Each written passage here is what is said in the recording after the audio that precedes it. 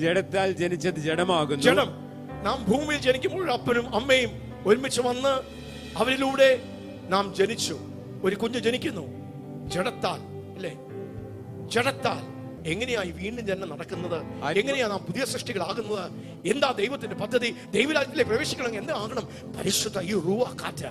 Hallelujah. നിങ്ങളെ നിങ്ങളുടെ പാപത്തെക്കുറിച്ച് ബോധ്യപ്പെട്ടു. നിങ്ങൾ പാപികളാണ് എന്ന് നിങ്ങൾ തിരിച്ചറിഞ്ഞ് നിങ്ങൾ മാനസാന്തരപ്പെട്ട് ദൈവം ഒരുക്കിയിരിക്കുന്ന രക്ഷയെ നിങ്ങൾ സ്വീകരിച്ചാൽ വീണ്ടും ജനിക്കുവാൻ, മാനസാന്തരപ്പെട്ട് പാപത്തെ മാറി ദൈവത്തെ സ്വീകരിക്കുവാൻ, യേശുവിനെ സ്വന്തം രക്ഷിതാവും കർത്താവുമായി സ്വീകരിക്കുവാൻ. ഹല്ലേലൂയ. അപ്പോൾ ആത്മാവിലൊരു ജനനം, പരിശുദ്ധ ഈ റൂഹ നിങ്ങളെ ജനിപ്പിക്കുക. ആത്മാവിൽ ജനിക്കുന്നവൻ ആത്മാവാകുന്നു. ഹല്ലേലൂയ. ഇപ്പോൾ നിങ്ങൾ യേശുവിനെ സ്വന്തം രക്ഷിതാവും കർത്താവുമായി സ്വീകരിച്ചാൽ നിങ്ങളെ ഓൾറെഡി ആ ലെവലിലേക്ക് കൊണ്ടുവന്ന് നിർത്തിയിരിക്കുക.